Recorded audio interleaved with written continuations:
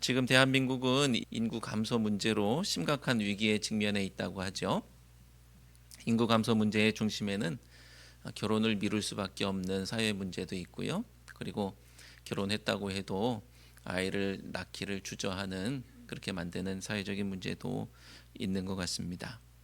그렇게 아이들의 울음소리가 사라지면서 우리나라는 급격하게 인구가 감소하고 나아가서 고령화 되다 못해서 지난 23일 발표에 따르면 우리나라는 이제 초고령 사회로 진입했다고 합니다. 유엔은 65세 이상의 인구가 20% 이상을 차지하면 초고령 사회로 규정하고 있는데 14% 이상이면 고령 사회거든요. 근데 우리나라는 고령 사회였다가 6년 만에 초고령 사회로 진입했습니다. 인구가 감소하면서 나라의 걱정이 많죠. 그 중에 하나가 바로 지방 소멸의 문제입니다. 그래도 우리 우정읍 같은 경우는 수도권이기 때문에, 그죠? 수도권이기 때문에 그나마 걱정이 덜한 것 같은데, 서울에서 먼 지방일수록 해당 지자체가 소멸하는 것은 당연한 것이고, 그게 과연 언제일 것이냐라는 그 카운트다운에 들어갔다고 합니다. 인구가 감소하면서 교회도 걱정이 있습니다. 교회가 과연 지속 가능할 것인가라는 문제입니다. 교회를 지키고 있는 어르신들이 돌아가시면 그 교회가 명맥을 유지할 수 있을지에 대한 물음인 것이죠. 교회도 생존을 고민할 수밖에 없는 시대가 되었죠. 그래서 국가는 지방 소멸의 문턱에서 심폐소생술을 위해서 특단의 조치들을 강구하고 있고, 교회도 교회대로 소멸되지 않도록 기도하고 고민하고 있습니다. 오늘 사사기를 마지막으로 읽고 있는데, 사사기의 마지막 부분에서도 한 지파의 소멸, 이것이 아주 큰 문제가 되었고 민족을 당황스럽게 하고 걱정하게 하고, 그래서 대책을 강구할 수밖에 없는 그런 모습이 나오고 있습니다. 함께 말씀 속으로 들어가서 베냐민 지파의 소멸을 필사적으로 막기 위해서 내놓는 대책들이 하나님 앞에 얼마나 또 큰 죄악이 되는지를 살펴보고 교훈을 얻으려고 합니다. 지난 20장에서 레위인의 첩의 문제로 이스라엘이 베냐민의 기브아를 치기로 했고, 결국 전체 이스라엘과 베냐민과의 전쟁의 모습이 도래하게 되었던 것을 보게 되었습니다. 그 결과 이스라엘도 2번 패하면서 큰 타격을 받았고, 베냐민 지파의 경우에는 이스라엘에 의해서 남자 600명을 제외한 모든 지파 사람들이 다 죽고 진멸당하고 말았습니다. 레위인의 첩의 시신의 일부를 전달받은 다른 이스라엘의 모든 지파 사람들이 당장은 눈에 보이는 것이 없었던 것이죠. 그래서 베냐민과의 전쟁을 하게 되었는데, 베냐민과 전쟁한 후에 넉 달이 지나니까 그들의 마음속에 아차 싶은 마음이 있었던 것입니다. 이제 슬슬 제정신이 돌아오고 있어요. 레인이 첩을 데리러 간 것도 넉 달이 지난 후였고요. 이스라엘에게 제정신이 돌아온 것도 넉 달이 지난 후였습니다. 두 말씀을 한번 비교하면서 읽어볼까요? 19장 2절 말씀과 20장 47절 말씀입니다. 함께 읽겠습니다. 그 첩이 행음하고 남편을 떠나 유다 베들레헴 그의 아버지의 집에 돌아가서 거기서 넉 달 동안을 지내매. 베냐민 사람 600명이 돌이켜 광야로 도망하여 림몬 바위에 이르러 거기에서 넉 달 동안을 지냈더라. 아멘. 자, 이렇게 기브와 또 베냐민 지파의 멸절에 대한 이 에피소드가 시작하고 끝나는 지점에 넉 달이라는 시간이 있는 것을 보게 되는데, 이렇게 넉 달이 공백 후에 사태 파악이 된 이스라엘 백성들은요, 베냐민 지파의 소멸의 위기 앞에서 울면서 하나님을 원망하고 있습니다. 3절 말씀을 함께 읽어볼까요? 이르되 이스라엘의 하나님 여호와여, 어찌하여 이스라엘에 이런 일이 생겨서 오늘 이스라엘 중에 한 지파가 없어지게 하시나이까 하더니. 아멘. 이스라엘이 하나님 앞에 왜 한 지파가 없어지게 하셨어요? 라고 하면서 원망하고 있습니다. 이스라엘이 하나님께 왜 이런 일을 행하셨고 왜 이렇게 만드셨냐라고 하고 있는데, 여러분, 이게 말이 되나요? 이해가 되십니까?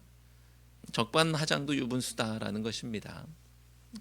민족의 비극의 책임이 하나님께 있는 것처럼 그 책임을 하나님께 떠넘기고 있어요.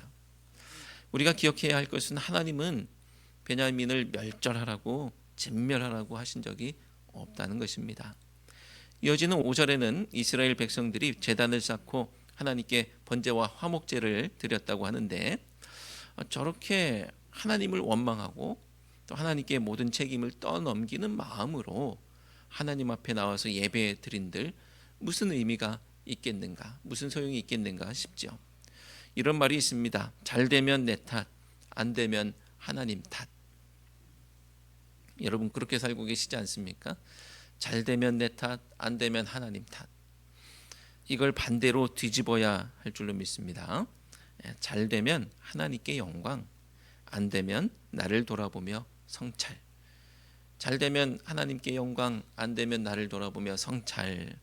지금 이스라엘에게 필요한 것은 하나님 탓하는 것도 아니고 책임을 떠넘기는 것도 아니고 의미 없는 예배를 드리는 것도 아닙니다. 자기를 돌아보며 성찰하는 것이죠.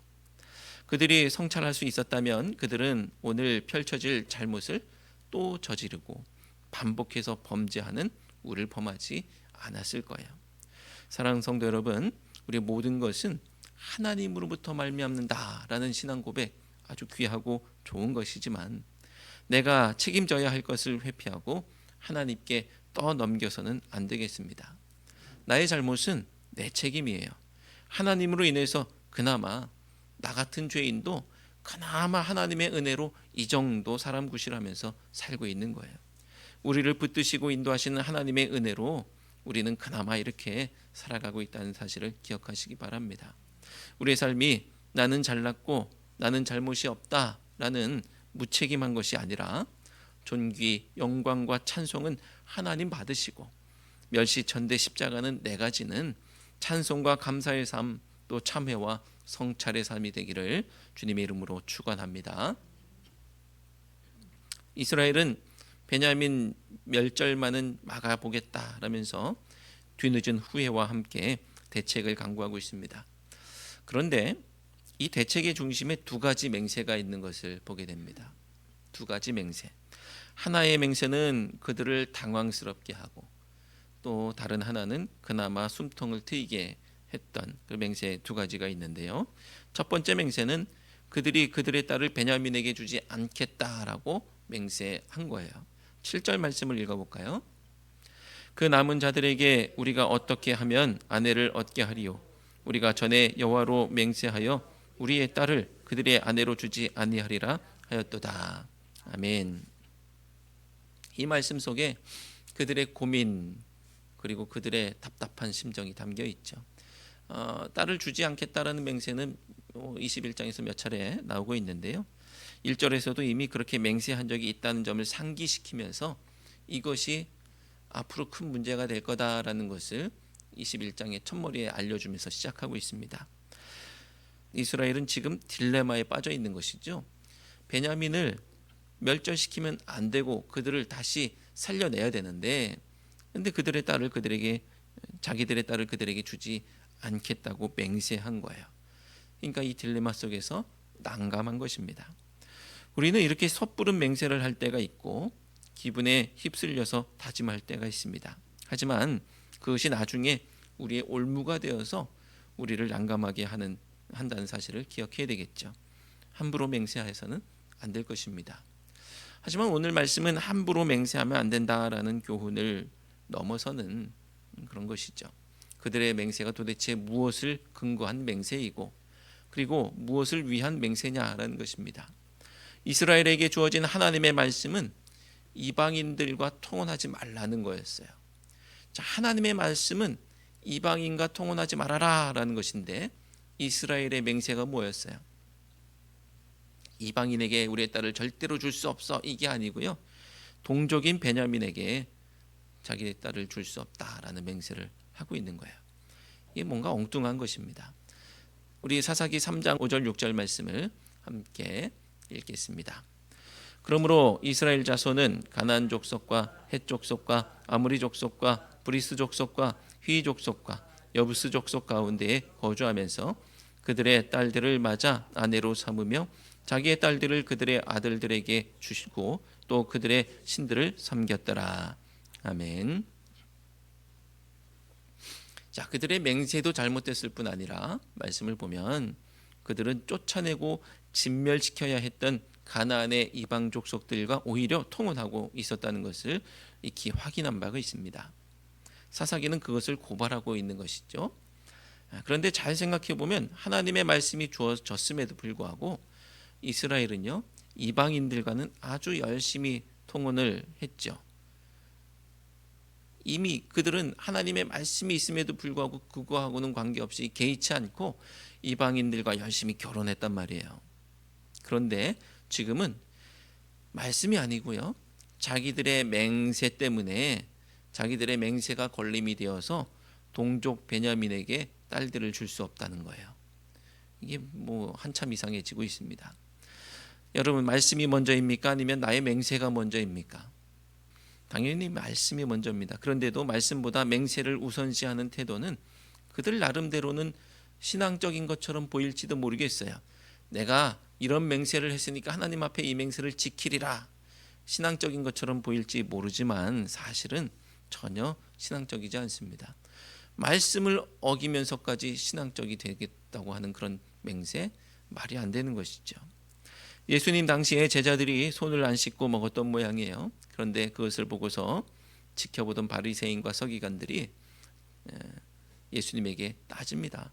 아니, 장로들의 전통을 들먹이면서 예수님께 따지는 거예요. 그러자 예수님이 뭐라고 말씀하셨습니까? 마태복음 15장 2절 3절 말씀을 함께 읽겠습니다. 당신의 제자들이 어찌하여 장로들의 전통을 범하나이까? 떡 먹을 때에 손을 씻지 아니하나이다. 대답하여 이르시되 너희는 어찌하여 너희의 전통으로 하나님의 계명을 범하느냐. 아멘. 하나님의 계명을 잘도 범하는 사람들이 장로의 전통을 범했다는 사실을 가지고서 따진다는 것, 이게 말이 되느냐라고 하면서 오히려 책망하고 계십니다. 사랑하는 성도 여러분, 무엇이 중요한지 알아야 되겠죠. 그리고 그것을 알았다면 그 중요한 것, 말씀의 무게 앞에서 우리의 삶을 가볍게 해서는 안 되겠습니다. 그 어떤 전통도, 그 어떤 나의 판단도, 그 어떤 다짐도 하나님의 말씀에 우선할 수가 없어요. 말씀에 순종할 수 없는 상황이라고, 또 말씀에 순종할 수 없는 환경이라고 그렇게 말할 수 있겠지만 말씀보다 우선되어야 할 상황도 없습니다. 내 상황보다 말씀의 무게를 더욱 무겁게 여기고, 그리고 핑계하지 않는 우리 모두가 되시기를 주님의 이름으로 축원합니다. 그들에게 딸을 줄 수 없다고 맹세한 이스라엘은 그렇다고 두 손 놓고 있을 수는 없었던 것 같아요. 그래서 그들이 했던 두 번째 맹세를 떠올립니다. 그것은 바로 총회에 참석하지 않은 자들은 다 죽이기로 한 맹세이죠. 5절 말씀을 함께 읽겠습니다. 이스라엘 자손이 이르되 이스라엘 온 지파 중에 총회와 함께하여 여호와 앞에 올라오지 아니한 자가 누구냐 하니 이는 그들이 크게 맹세하기를 미스바에 와서 여호와 앞에 이르지 아니하는 자는 반드시 죽일 것이라 하였음이라. 아멘. 베냐민의 기부와의 문제로 이걸 어떻게 할 것이냐라고 다 미스바에 모였을 때 안 나온 그런 지파, 그런 가문이 있었던 거예요. 그러니까 그들이 힘을 하나로 모으기 위해서 안 나오면 다 죽어라고 하면서 결집하려고 했던 것이죠. 자, 그리고 그들이 누구인지를 추적해 보니까 안 나온 사람들이 야베스의 길르앗에서 아무도 안 나왔다라는 사실을 알게 됩니다. 8절 말씀을 함께 읽겠습니다. 또 이르되 이스라엘 지파 중 미스바에 올라와서 여호와께 이르지 아니한 자가 누구냐 하고 본즉 야베스 길르앗에서는 한 사람도 진영에 이르러 총회에 참여하지 아니하였으니. 아멘. 그리고 큰 용사 12,000명을 보내서 그들 중 남자와 자지 않은 여자를 제외하고는 다 죽이도록 합니다. 11절 12절 말씀 함께 읽겠습니다. 너희가 행할 일은 모든 남자 및 남자와 잔 여자를 진멸하여 바칠 것이니라 하였더라. 그들이 야베스 길랏 주민 중에서 젊은 처녀 400명을 얻었으니 이는 아직 남자와 동침한 일이 없어 남자를 알지 못하는 자라. 그들을 실로 진영으로 데려오니 이곳은 가나안 땅이더라. 아멘. 그렇게 베냐민의 남은 600명에게 아내로 주기 위해서 처녀 400명을 구할 수 있었고요. 하지만 아직도 200명이 부족했죠. 그래서 또 나름의 묘안을 제시합니다. 그들이 줄 수 없으니까, 야, 우리가 우리 딸을 주지 않을 거야라고 맹세했으니까 여호와의 명절에 여자들이 춤추러 나오면 한 명씩 납치해서 가라고 하는 거예요. 20절 21절 말씀 함께 읽겠습니다.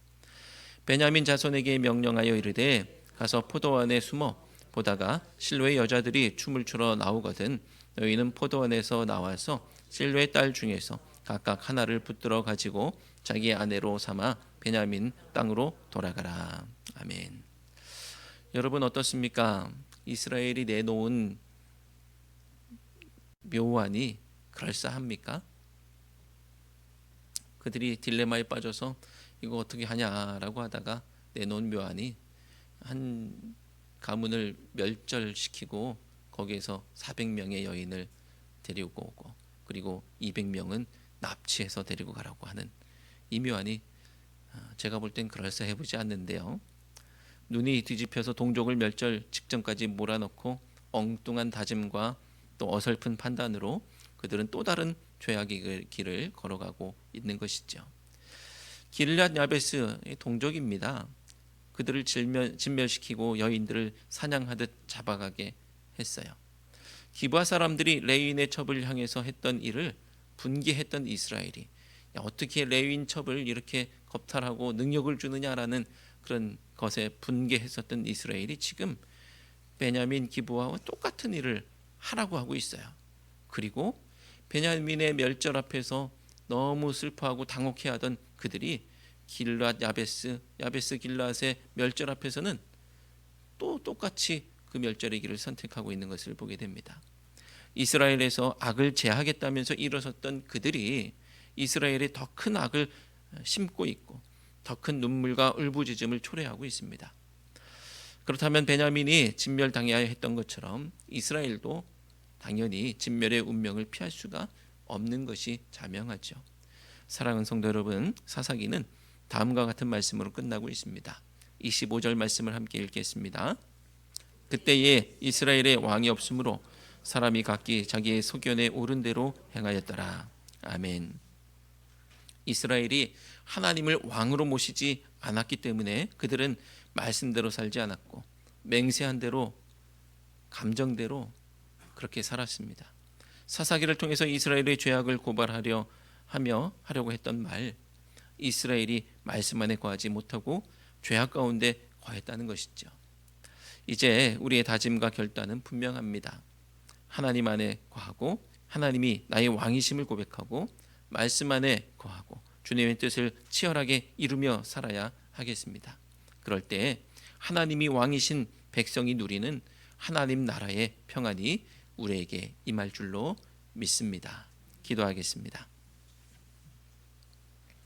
하나님, 사사기를 통해 이스라엘의 죄악을 보게 하셨습니다.